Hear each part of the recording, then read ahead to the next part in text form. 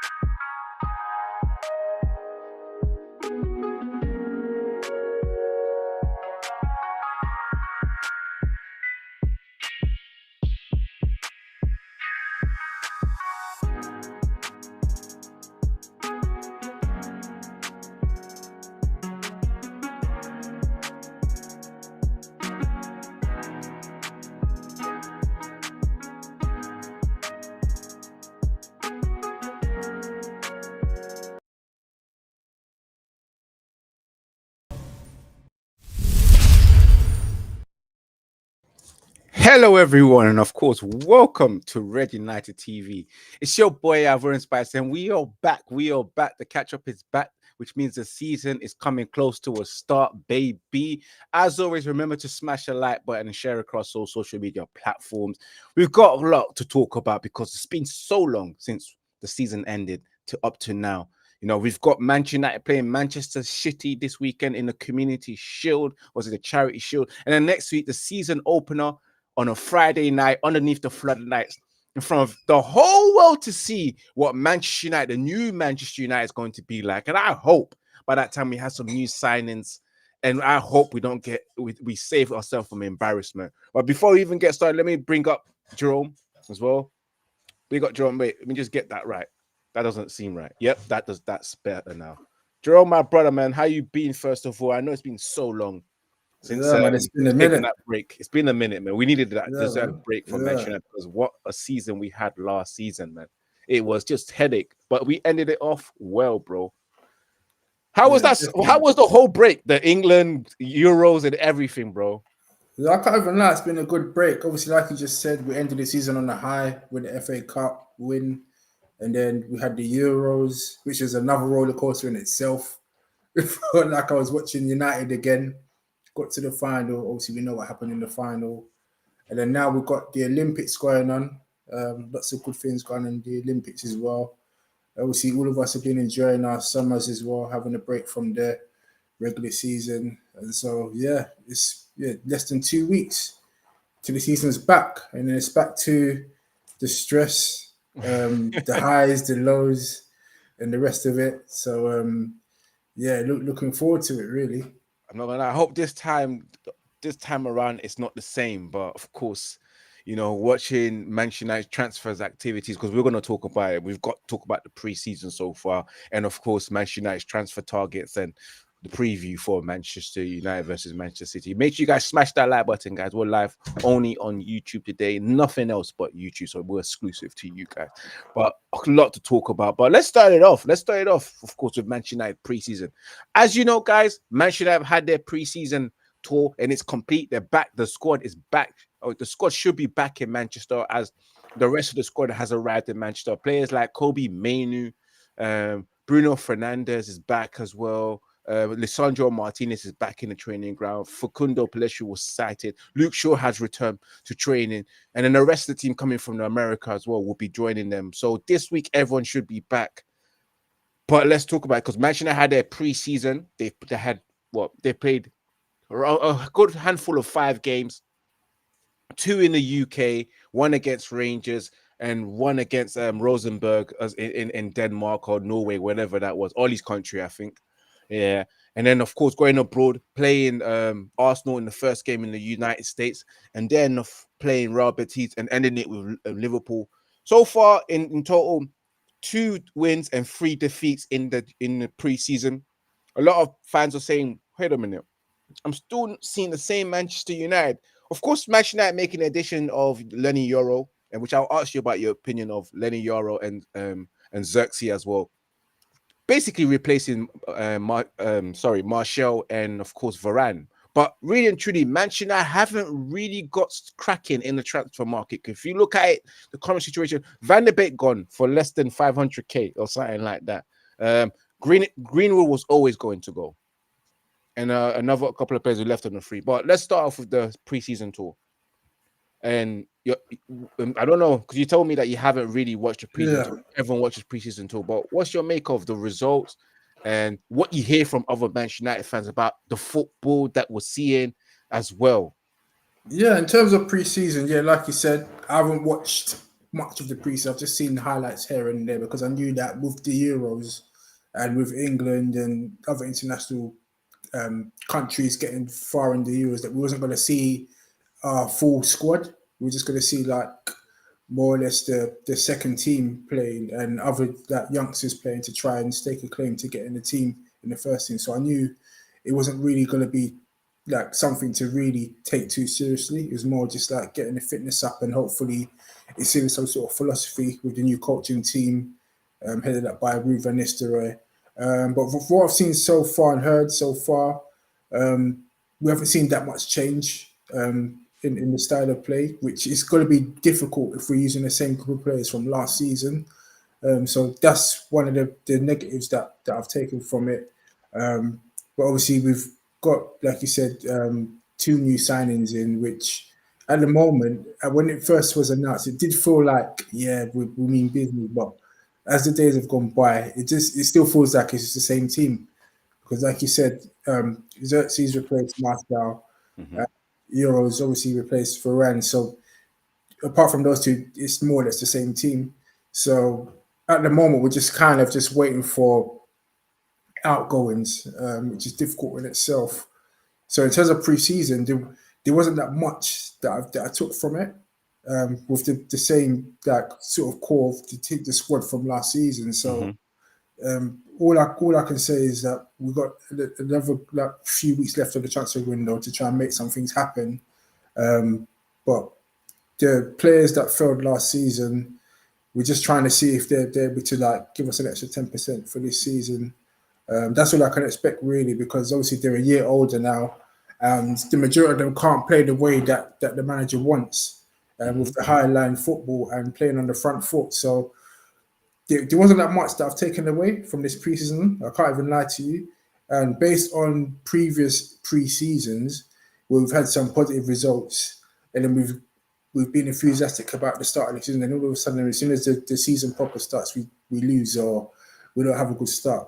Like historically, over the last like 4 or 5 years, we haven't had good starts. So I thought this year, let me just not get too hyped up about pre-season, even though we've had a few losses, because at the moment they don't mean anything. So all it is just trying to get the fitness up, making sure that players are getting ready for the start of the season. Hopefully, no more injuries, and then take it from there. Really, I'm sure we're going to get into individuals who we think should still be at the club. Who we think should. Yeah, well, most likely we're gonna have to talk about it, man. I'm with you on that. You know, it's hard to take a lot because for those who watched the preseason, a lot of our players were still away from obviously competing in Copa America and also competing in Euro. So to get the full squad and to see the full transition of the football that was meant to be seen, let's keep it in fact, guys. We've made a lot of changes. John, we made a lot of changes in the back room. You know, Ruud van Nistelrooy has joined. And of course, Rene Hack has joined, and a new goalkeeping coach, which is a new set piece coach as well, has joined Manchester. And I'm very sure there's plenty more to come. And a lot of people have come in upstairs as well. We've got Dan Ashworth here, Jason Walker, and we've got Omar Barada at the helms. So a lot of changes, but with the new coaching as well, you're not we. It's hard to tell because I've watched the matches and I was unimpressed. But maybe it's because of the quality of players that we have. We had a lot of under 23 players playing for Manchester United during the tour. So to see that transition of playing that possession-based attacking football that Jason Wilcock himself has told Eric Ten Hag, this is the style of play you want to play. It's going to be hard to see right now until we get rid of those deadwoods. Playing someone like Maguire, you want to play Highline ain't going to help. We still ended up seeing Ole Gunnar Solskjaer's favorite centre backs play during preseason. That was Lindelof and Maguire, and then that just hurts. It really hurts. And the fact that Lindelof and whatever, but back to the football, it's going to be hard to see anything until we see some serious transitions in the transfer, man, because I wasn't impressed.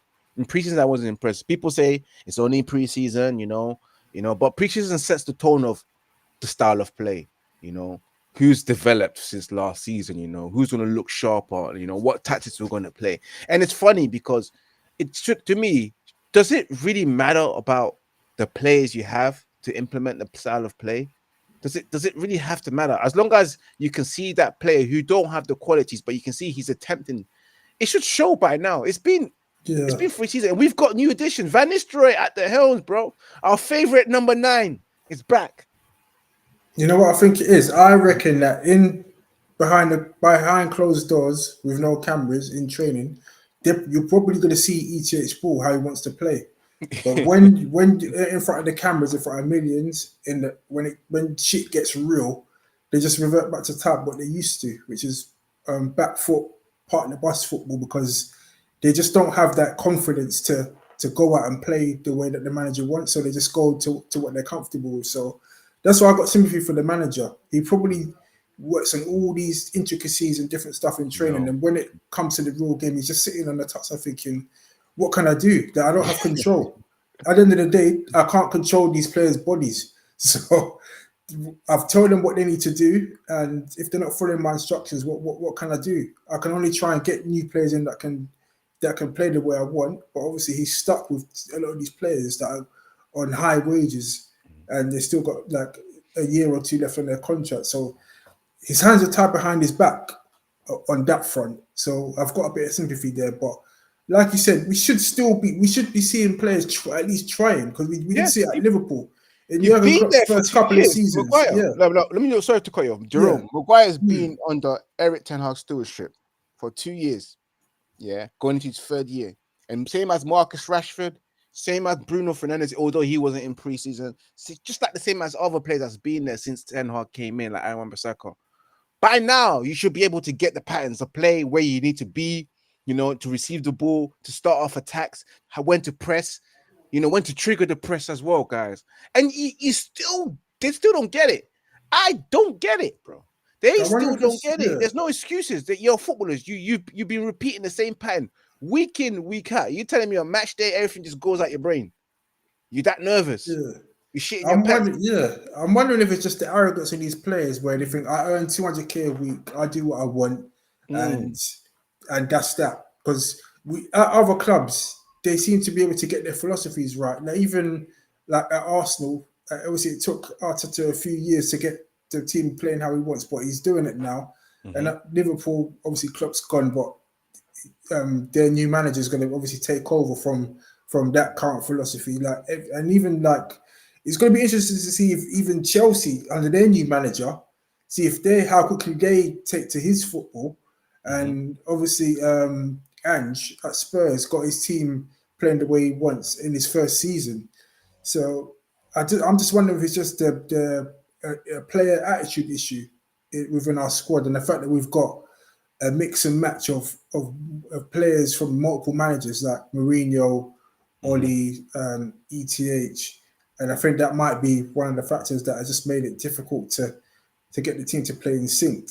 And they just look like individuals on there. But yeah, like you said, by now, this is the 3rd season, something's got to give. We've got to see some better playing style, because we can't have 3 years of that kind of football. And if we do, then it looks like we're just gonna have to put up with this for one more year, because a few more players have got a year left on their contract, and if they're refusing to leave now, then we know that they're going to leave for free next summer. So, worst case scenario is we've got to put up with one more year of just football, and then hopefully in the second year of Ineos's partnership with the Glazers that we'll be able to see an improvement, because right now it's just a struggle. I know I keep saying it. It's just a struggle to get rid of these dead wood. And I think until we get rid of them, it's going to be so hard to see that better playing style, even if it's ETH's third year. It is a big up to Raj as well. V says, I need to see players following instruction. That's basically what the players need to do. Follow instructions. How hard is it to follow instructions, especially when you're under the same manager for 3 years? It's not that hard. Talking about pre-season, let's continue talking about pre-season, of course, because there's been a lot of changes to Manchester United. And what's your thoughts on Ruud van Nistelrooy coming in? We're not going to be talking about Rene Hack because we don't know him, but the aura of bringing back Ruud, the player. Yeah. This is not like us bringing Ole Gunnar Solskjaer. This is Ruud van Nistelrooy, who's a starting player who is a legend compared to whatever. Guys, you can have it. Ole's a legend. I don't want to upset people. He's a legend, bro. He scored that. He's a legend as a player. Yeah, as a player, yeah. But this is another legend that was a main guy at Manchester United, scoring all the goals, scored up 153 goals in about 200 games. I think he's like the second all-time goal scorer for Manchester United in Europe. He was before Rooney broke it. But hey, what's your thoughts on bringing back Ruud van Nistelrooy? And he's been an assistant manager for Holland. He's been the manager for PSV and helped them finish second. And PSV had the highest goal scoring goals while he was there, and ended up winning the Dutch Cup as well, I believe. In that first season, but left because the board and him don't see eye to eye. They're not talking about the future. They weren't seeing eye to eye, so he left. So it's not like they sacked him. He decided to say, you know what, screw you, man. You're not giving me clarity on players and all that kind of stuff. I'm going. You know what? I think low-key, the signing of Ruud van Nistelrooy as our first team coach, that could be our signing of this summer, to be honest with you. The reason why I say that is because the last 2 years under ETH, the first season, we only scored around 60-something goals in the league, and we had a goal difference of +9. +9, you know how low that is compared to like teams above us that are having that +30. Bro, are you sure we end up with +9? I swear, I swear it was on 0. Oh no, definitely in this first season. Definitely. Definitely first season. The first season, yeah. And then the following season, second season, it was -1 goal difference. Wow. So that tells you that we've got a problem with scoring goals and creating chances.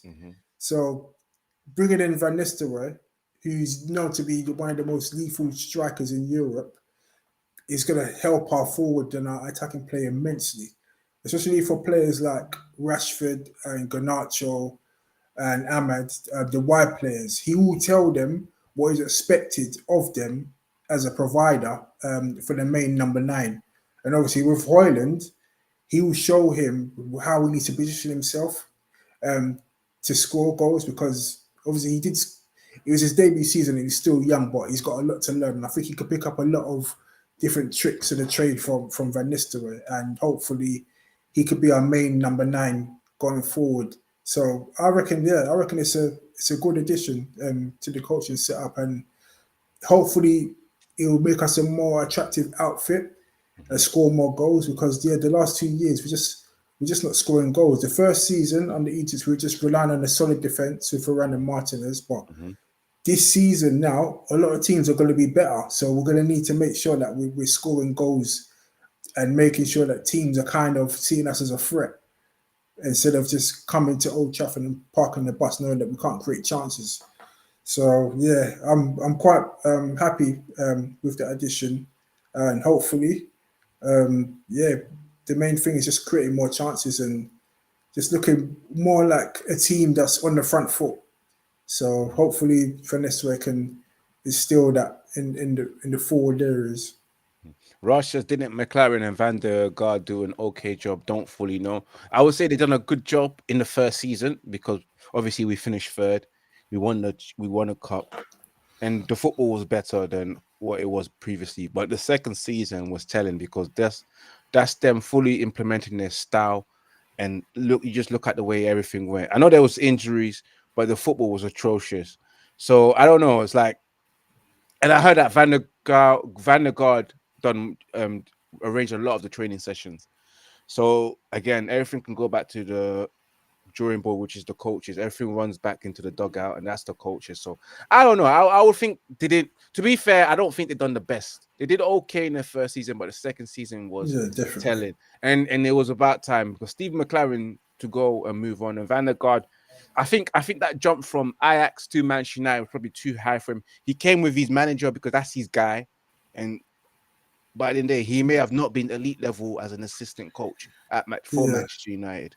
Yeah, and one thing as well, I think with McLaren, like I know some people don't rate McLaren, but I think McLaren's a good coach. But I just think that he's spent a lot of his career as the main guy, the main manager of clubs.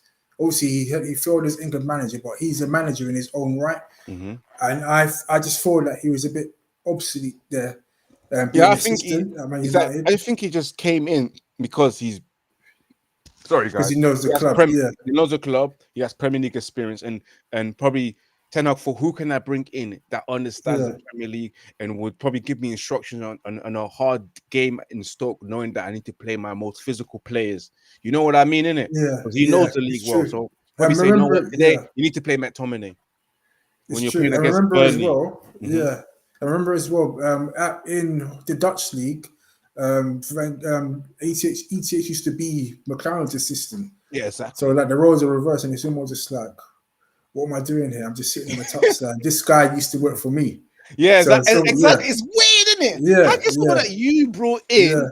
And all of a sudden he's bringing you in. He's the man in charge. You just have to listen, and you're older than him. It's weird. But hey, I reckon he was his counselor or something like that. But back to preseason as well, because we're not really finished on that.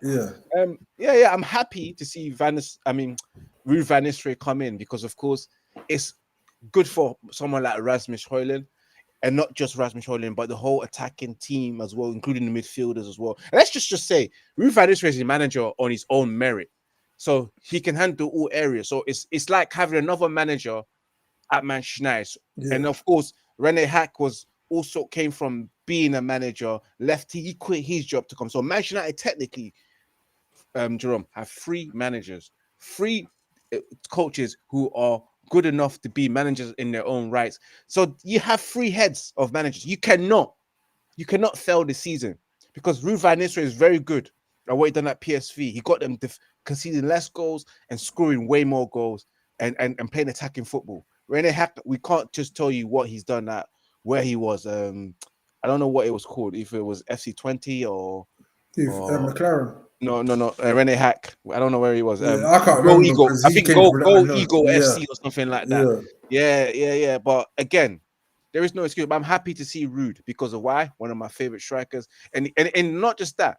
He has influence. Like, he's one of the best strikers of the game for many years. So I'm very sure he's going to have political influence and fan influence as well, and player influence, because who wouldn't want to play for Ruud van Nistelrooy? Dutch players command respect. He commands respect. He's a legend at Manchester United. Then look at him like, this guy knows exactly what he's talking about when it comes to attacking, and his resume as well. Playing for Real Madrid, playing for Manchester United, playing for all these top teams, and of course being assistant manager of the national team on 2 occasions and playing. So I'm happy to bring him in, because you were aid to the attacking football. But again, from what I've seen a difference in style of implemented into Manchester United with Ruud van Nistelrooy during preseason. I saw the octagon formed while Manchester United wanted to press. So there's a new shape of how Manchester United want to press and trap players. But it's all about whether we have the right players to implement that style. Yeah. So we'll see. I'm happy with that. But let's talk about transfers. Of course, Xerxes in, Lenin Euro. What's your thoughts on those two? Yeah, with Xerxes, I'm quite happy with that signing. One, because of the price, because as we kept saying, we wanted to sort of step away from these 70, 80 to 90 million pound signings that come with massive wages, and if it flops, you can't get rid of them. So we've gone for a more moderate transfer approach now, and we've gone with a young talent I think he was 23 from Bologna in Serie A. I think he's over 6 foot, so 6'2" or 6'3" or 6'4", something. 6'4". So he's got the height, he's got the pace, he's got the technical ability. He's coming with creativity, which is what we've been lacking for the last 2 seasons under the manager. And he was the young player of the year in Serie A last season. So he's ticking all the boxes. There's a lot more positives than negatives. And especially, like I said, with the price tag, I think he came before £35 million as well. And it's going to be paid in installments. So that's a great buy. And I'm happy with that signing. I know some people are like, oh, who's Xerxes? I don't know anything about him. But my point is what I was saying is that we need to get away from buying these established players that everyone knows that's won everything in the game and they've got nothing to prove and they're just coming here to sit on the money. But now we've finally got a player that's going to come here with something to prove and they're ready to take the next step in their career. And that's the exact quote of Ralph, who no one seemed to listen to at the time. Exactly. So, the HR man, they called him, innit? Yeah, literally, Mr. HR. So, we've gone through that approach now. And then Lenny Euro, obviously, it's disappointing that he's coming and he's got injured. He's going to be out for a spell. 3 months, we heard. Yeah, Jerome, 3 months. What do you think of that already? The first thing I did, I went and looked on Sky Sports to see what the games he'll miss. And it could, to be fair, I'm just trying to get a positive out of it. And it looks like he'll only miss around like 8 matches or something because there's a 2-week international break. And I think at the end of September or October. So it means that it's not as bad as it could have been in terms of the amount of games that he could have missed. So hopefully they've given it 3 months, so hopefully he can come back sooner. But I don't want him to rush him back and he comes back and gets injured again after a couple of games because we can't afford that. We desperately need him to come back fresh and ready to go. But that, for me, that was just unlucky. The profile of signing in itself was a great buy. Obviously, top clubs wanted him, like Real Madrid in particular. So in order to get him, knowing that those elite clubs are after him, is a big coup in itself, considering that we finished 8th place last season and we're not even in the Champions League. So I'm quite happy with that signing. Is that what, 18, 19? Yeah. So there's longevity 18. in the deal. So even if he does have aspirations of playing for Real Madrid in the next few years, if he plays well for us, then we can sell him for at least 100 M's. So it's a win-win situation on both sides, and even on his side, if he's got aspirations to still play there. But I think he's a young talent that we need. Similar to Varane in stature. Obviously, he's got pace. Obviously, he's a bit slim, so he's still got like years to go and fill out. Yeah, Langley, but he's still got years to fill out. Obviously, that when you're that, he's still a teenager, isn't it? So he hasn't fully grown into his prime size. So we've got a young talent there, one for the future, but one that could come slot straight into our first team now, because I can't stand to see Maguire and Lindelof in 2024. So I'm excited about those 2 signings, but obviously we need a lot more. So far, I'd say it's okay because we've got those 2, but it's not enough, and we need to do a lot more business over the next few weeks. And speaking of it's not enough, Manchester United coming off from their preseason, but it's not enough. Manchester United linked with Matthias de Ligt and, of course, Mazraoui, the Moroccan from Bayern Munich. Both players, Manchester United looking to sign both players and bring them in. And there's been a bit of, let's say, a 50-50 divided split because, of course, I'll be honest with everyone that's watching. Make sure you guys smash that like button and share across all social media platforms.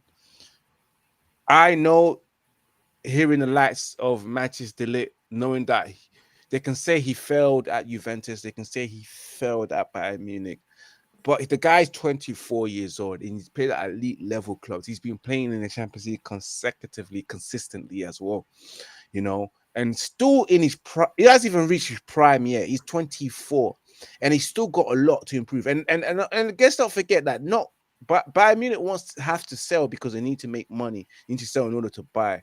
But Bayern Munich fans are not happy that Man United are looking to buy him and de Ligt, and Bayern wants to sell de Ligt, and they don't mind selling. Bayern Munich fans are not happy. I would take de Ligt over Harry Maguire any day because he is way above the level that Harry Maguire is at, So I will take him, and it's a good signing. Matsurari, on the other hand, I think, yeah, we take him because Aaron Bissaka's leaving. Hopefully, fingers crossed, and he'll be a good option. But the guy's injury prone as well. The injury record is not that great, and our doctors. I feel like we hire Yeah. people that's on internships, but You need to look at their qualifications and work yeah, it we out. didn't. Like, oh Yeah. yeah, you're an intern, you're a trainee. Come, man. We don't like getting the real Yeah. doctors. That's how we are, bro. Cost too much money, you know. But yeah, how do you feel about the whole delay and Matsurari coming in? Yeah, with Delit, I'm sure you already know. I've been fully on board with the Delit signing. It just makes total sense. He's a player that the manager knows from his time at Ajax. As you said, he's played at elite level. It's not like he's just coming from some farmers league. Man's been playing like in top competition in Serie A and Mhm. in the Bundesliga. And obviously, he made his name at Ajax in the Dutch league. He's got obviously we're not in the Champions League, but he's got Champions League experience. So he's been consistently playing at a high level. He can play the way the manager wants. He can pass up from the back. He can play from a high line as well. Still young, still hasn't peaked yet. And he's another signing, potential signing that will come here with a lot to prove as well. Because, like you said, people will say that he failed at Bayern, he failed at Juventus, but I don't see it like that. Yeah, I me too. just I see don't. that, I just see that he just didn't work out, but there's still value in him there. There's still quality in the place. It's not like he's come to those clubs and just completely flopped.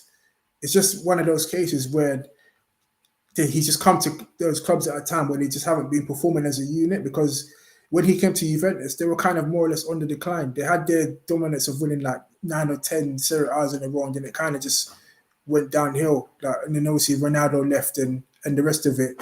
And then obviously at Bayern Munich, that you would have expected them to still win the league, but they did win it. He did win the league with them the season after last that just went. So it's not like he's just come there and the whole team just flopped. It's just that the team just needs changes as a collective, and I think that's why they're looking to cash in on him and bring new fresh blood in because it was a disappointing season that as a whole for the club, but not for Delit. Obviously, Delit was injured for a lot of it, but there's still quality there, and he's still got age on his side. And for I think it's like £42 million that they want for him. I think that's a reasonable price. I wouldn't say it's Yeah, cheap, I'm hearing but it's 50 reasonable. million euros. 50 They want. mil. Yeah, Yeah, I anything think above. that's more or less around there, 40 something Yeah. million when you convert it. But considering we paid 85 M's for Maguire, like Hmm. you're looking at less than half, and he's going to be bought for what the same sort of age that Maguire came for, or I think a bit younger. So yeah, the deal makes total sense. And unless anyone can figure out any other defender that's better than Mhm. him that we can actually realistically get, Yeah. then I'd love them to hear it. But as of now, it seems like the most viable option is Delit. Obviously, wanted to Debo, but we can't get that for political reasons. So I hear that, bro. yeah, I just yeah, see how people fully trying on to board. block us in this world, man. Yeah, I literally. don't understand, man. Like, And if then Man yeah, City can do it, why can't we do it? it's true. They just found a loophole. Hmm. So yeah, we need to start looking at that. We need to start thinking outside the box with these sort of things now when it comes to the rules. But with the Mazzari um, deal, it's a bit underwhelming. But Hmm. I still think that even though hopefully he doesn't come and he's just injured for most of the season. Hopefully he comes in and he gives us a good amount of games for the season if he does come. But I still think he's a better option than Aaron Bissaka. I think he's average going forward and he's okay in defense. But right now, we don't have the funds to go out and just buy elite players in every position. Yeah. So I think we just need someone at right, but just go in and just do a job that the manager wants. It doesn't have to be flashy or stylish. Just go in there and just play as a But unit.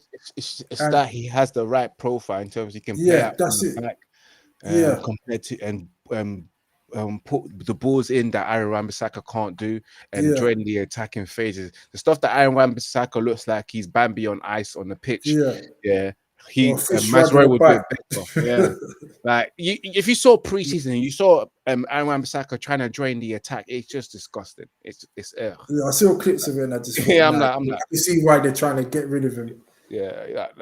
Defensively, fantastic. If you're 1-on-1v1 and all that stuff, but right backs, the job's changed. You know, it's not about defending. It's more than defending. It's about being able to attack as well and run up that pitch up and down. It's true. And one thing I just wanted to quickly say is that I think it's time that we move away from just getting like players that everyone knows. We need to start getting a bit of like not unknown type players, but players that are not like on everyone's radar. Because like you said, we just need players that fit the profile. We don't need to get all these star signings. Oh yeah, let's get in some. For example, say let's get in. What's that Canadian left back from Alphonso Davies is it's a luxury signing when you have a complete squad that you play the football that you want. Yeah, we don't need to get those. We just need to get someone that's going to come in, fit the system, and just do a job and work hard. Like someone like see that Brighton's team, for example. They don't have star names, but they've got players that can play the philosophy. That's where we need to go now. So if we can go down that route and then establish ourselves, and then maybe in the next 2-3 years, then we can start going and buying those cherry on the top sort of signings like Alphonso Davies. So that's what we need to do. We need to stop saying, I don't know about this guy. Where's he come from? And that's what we get sometimes in the group chat, or some unknown player and all of that. No, we need to get off that sort of attitude and start looking at players that fit the way that the manager wants. I'm glad we've got the structure around, and so now we're going to get the players that fits what we want. Jerome, how did you feel about Erik ten Hag getting that contract extension that he's going to be here for that's a bit of a controversial one, because I thought he was gone. The owners believe he's the one. You know, the sporting director and all that thing believed he's the one, the best fit for the job role as well. The manager who fits the specs. Because if Erik ten Hag was at Ajax doing what he's doing right now, and we was looking for a new manager, I think we'll be looking at Erik ten Hag. So how are you feeling about the extension? Because at the start, I thought, because I was shocked that they gave him a new deal, because I was thinking all of what we were seeing was pointed towards him getting a sack. Whereas it took so long to make the decision, and when you saw Ratcliffe's face at the FA Cup final, we just like getting rid of this guy. They didn't answer any questions. Are you going to keep Eric Ratcliffe? Just blank. Literally just blanked. Literally just side-eyed everyone and just walked off.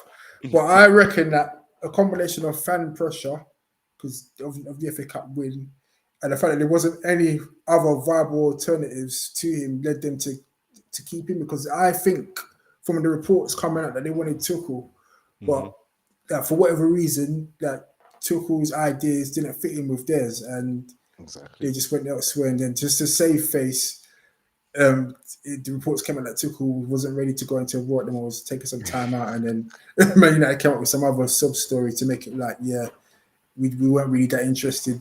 So that's what kind of left it at, let's just give the manager a contract extension. They only extended it by 1 year. So it kind of makes you think that even though he's staying, it's not like he's definitely going to be here for the long term, because if things don't work out, he could be gone by Christmas. Because remember, they gave Oli a new deal, sacked him. They gave Mourinho a new deal and still sacked him. So it's only a 1 year extension. But in the end, when you assess everything, it was probably the best. It was the best decision to just keep him on, because what man is gonna come in and sort this mess? We're still in the mess squad wise, with all this dead wood that are refusing to leave. So it's not fair to put the new manager to come in to have to deal with all of that. And then when he starts the new season, then we're going to say, this fraud. This can't even play a style of play with Maguire. And we're thinking, but we've seen this already under previous managers. So it's not this new manager's fault. So it makes sense to stick with the manager, let him sort it out, and then hopefully we can get some improvements. Hopefully so, man. And Erik ten Hag stays for another year or two. It's okay for me, man. Like I said before, although I was ETH, I don't want to see another manager get sacked. I was hoping he can be the one that will change things around, and let's hope so, because this season he has to. Fingers crossed. And you know what's great? If he doesn't make it, Ruud van Nistelrooy is there to step in. I have that feeling. That's the reason why Manchester United also brought him in. They're probably eyeing him up and thinking, you know what? You could potentially be the manager that takes over. The funny thing is, if that did happen and they sacked ETH. I know. I can tell you for a fact. Ruud van Nistelrooy just come in and just change up the whole thing. Yeah, Literally, yeah. You just change up the whole thing. All what we were saying that the man that ETH should be doing, Van Nistelrooy will just do it straight away. Yep. Get rid of all the dead scrubs and just put his own team there. I can guarantee you, Van Nistelrooy will He do ain't that. playing. He knows Manchester United inside out. How we supposed to be playing? What Manchester United mean? Yeah. But he would be the right person, and I'm very sure he'll be a fan's choice as well. And of course, the owners as well, the new Ineos leadership team, it will probably be their choice as well because they brought him in. They said, you know what?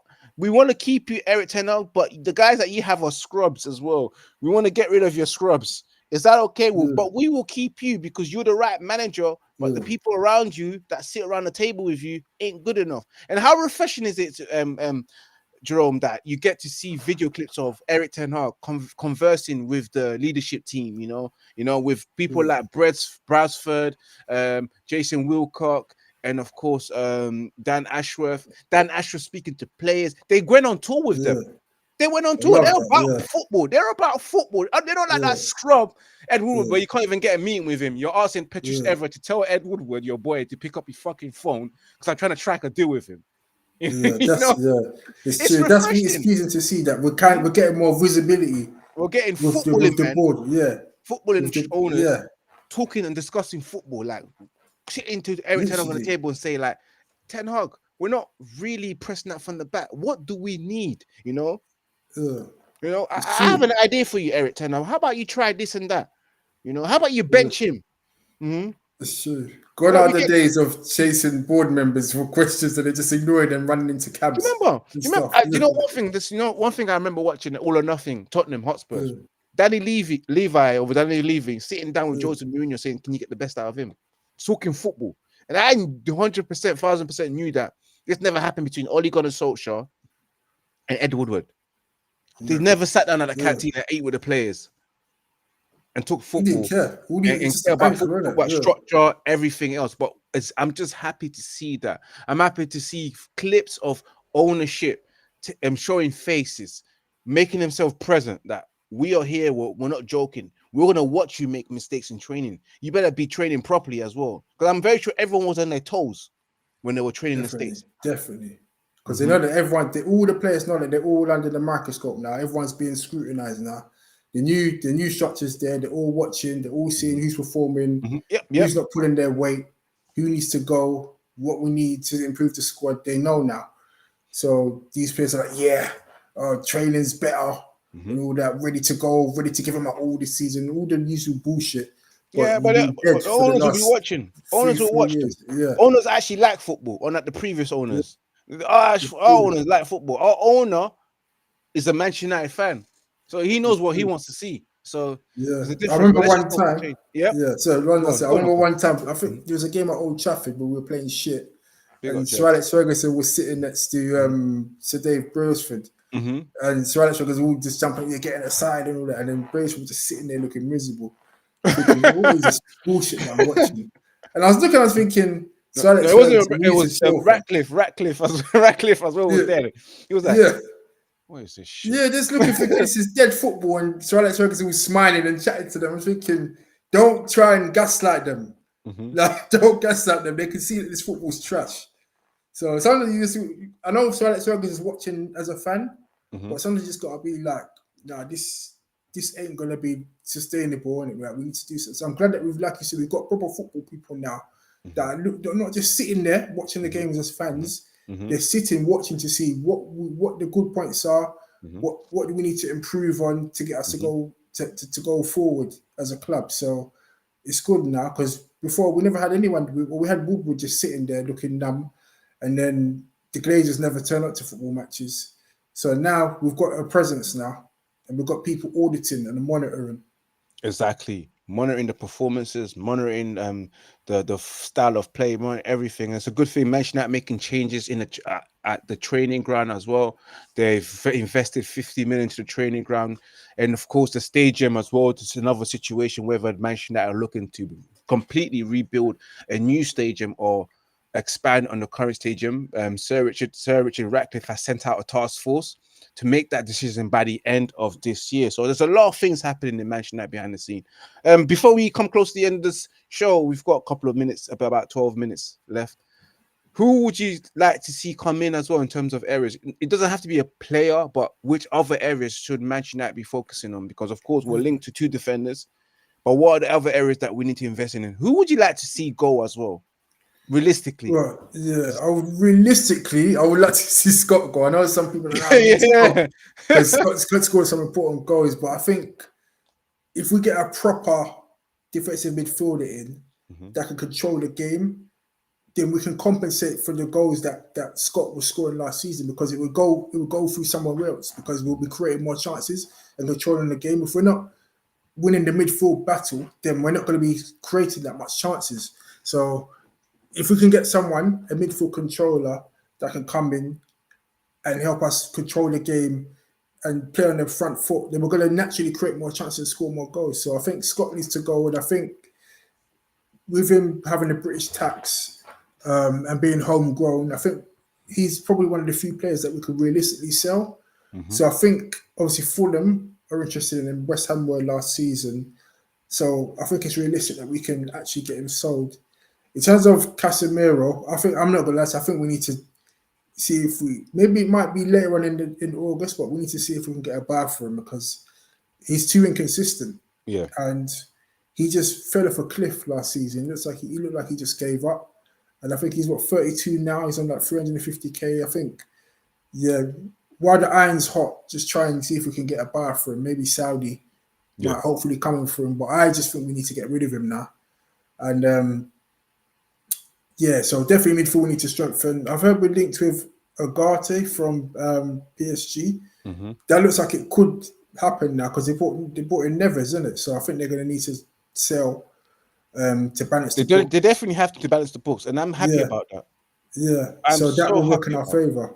Yeah, and then maybe we can get another midfielder in, because obviously Amrabat's still waiting in the wings. I don't know what's going on there, but it looks like he's just our plan B option.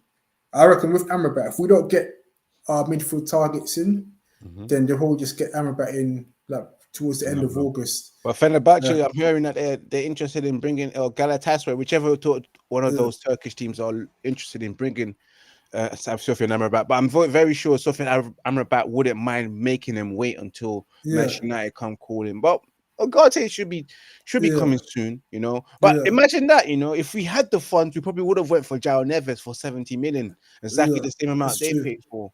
But hey, and then again, you never know. French league with João Neves, it might not even work out in the next couple of years. He might just leave, or he might get tired of not winning the Champions League and say, you know what, the French or league tired of not motivated because of the lack of competition. Just rolling up to teams and winning 3-4-0 every game. And then when it comes to match day knockout stages in the Champions League, you're getting trolled by Chelsea or something like that, rolled over real quick, man. Yeah, like when it comes to the serious games where you have to be at your best. But it is what it is. But yes, moving on from that, because I would, let me get my pitch in that transfer, because of course, I seriously, I just don't. You know what? I have to be honest with you. I think Maguire's going to be here for one season. Yeah, I think I've kind of accepted that he's not really, because he's come out and said in 4K that the club are happy with him. Yeah, but you look at the rankings that we have. I think Lindelof will be the one that will go out of Maguire and Lindelof. We've already got Varane go. Lenny Yoro's injured, so we need Maguire at the moment to fill up that void. You got Matthias De Ligt, who potentially could come in, and Manchester United might send another left back. So I feel like they might have 5 centre backs to keep just in case of injuries. You know, you just never know with Manchester United. And Johnny Evans, I think he's probably going to be playing a bit part season. He's not going to be getting the amount of games that he got surprisingly last season. He's just going to allow to enjoy his old age and retire in the sunset like he wanted to do at Manchester United. So yeah, but I don't see him getting sold. But McTominay definitely has to go, and Anthony needs to go on loan. Yeah, I forgot about Anthony. Yeah, he needs to go. He's useless. He needs to go, man. Because I can't see Manchester United with Alejandro Garnacho, Anthony, Ahmad, Sancho, That's a lot of wide players. And who else? I feel like I missed someone out. You said Anthony, Garnacho, Ahmed, Garnacho, Rashford. Sancho, and Rashford 5. Unless one of Yeah, them's going to get injured. Maybe they can yeah, do that because we got the Europa League. But yeah, one of them won't be happy because they won't be getting game time. And this season, we want to see Ahmed get a lot of game time compared to yeah, someone like Anthony, because Ahmed's much more effective than Anthony is. And I just don't think Anthony's good enough for the Premier League. So he needs to move yeah. He's on. not. Yeah, Yeah, but he came out of his agent and said he's not going nowhere. Nobody wants to leave Manchester United. yeah. It's like, you know what? Because once you leave Man United, the only way is down. Mhm, Unless you're going to Barcelona or Real Madrid, the two glamour clubs in Europe. mhm, Everywhere else is more or less feels like a step down. So mhm. that's why these guys don't want to leave, and because of the money as well, most of these clubs ain't going to pay them what they're on. So that's why I got sympathy for ETH. Obviously, I can't have sympathy for Anthony because that's his guy. But all the other dead would. Yeah, I got sympathy for him in it. But yeah, that's how it is, man. We have to learn from past mistakes. Like even though we paid a lot for Anthony, there was no reason for him to be earning 200k a week, considering he was earning 20k at Ajax. Like, Mhm, why did you have to increase it by what was it 1,000%? mhm. Or yeah, like something stupid like that. Like, come on. Yeah, at least we've got Well, the new structure now to stop those kind of deals now. exactly so. And of course, for those who are watching, remember this is the 5 years of Harry Maguire, and Manchester United posted that up. So that's the reason why I'm thinking that Maguire will be staying, man. Can you imagine that? How dare it pissed off a lot of fans. Yeah, they're But trying to let's provoke us. try to provoke. They provoked us. But Yeah, yes, this Saturday, Jerome, Manchester United play their first competitive game. And this happens to be the Community Shield, the winners of the FA Cup versus the winners of the league, Manchester City versus Manchester United. Manchester United still got injury problems and still continues. The list goes on. No striker, but Sexy hopefully should be starting this weekend, man. What's your thoughts on the Community Shield? Do you think Manchester United can lift the trophy again? yeah. For surprisingly, people are going to be surprised with what I'm about to say, but I think Yeah, I that will we be. actually got a chance of winning. The only Hey. reason why is I think that the manager's going to employ the same tactics that he did in the FA Cup final. Mm, So he's going to play on the back foot. Let's see have more of the ball and us play on the counter. Obviously, that's not how we want to play going forward. We want to see a philosophy in the third year. But I think for this particular game and with the resources and players that he has available, I think that's how he's going to set his stall out. So I think if we do lose, it's not going to be like a 5 or 6-0 or something stupid like that. I think it'll be a tight game and City will have more of the ball and we'll play in the counter.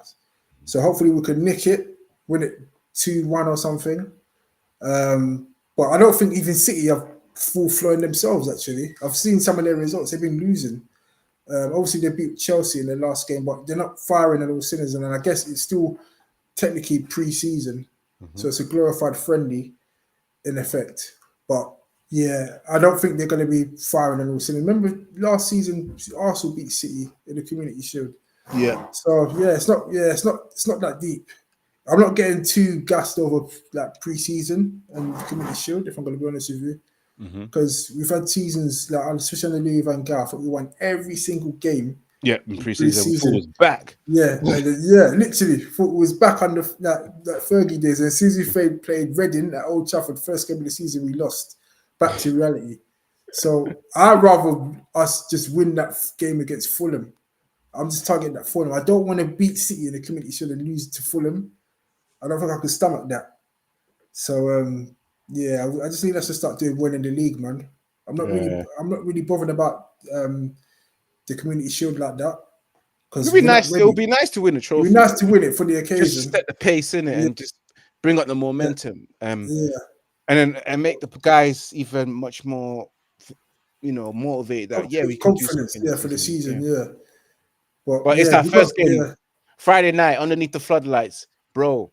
The whole world's watching us. yeah, Like I said literally, before, ready to see the new Manchester United play in the Premier League, and that's where we need to get that 3 points. Because I'm okay with losing to Manchester City on the weekend, but the yeah, 3 points we need yeah. I that. want the 3 points. The Like 3 points literally, we need that, man. There's because no way yeah, about it. And it could be McTominay's first game against Manchester United if everything goes to yeah, plan.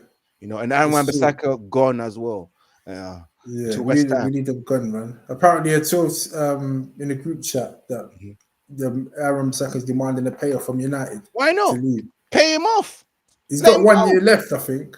Yeah, he Like, wants to earn the money that he's meant to be earning for the rest of the year in it. So if we want him gone. He's got 1 year left on his contract.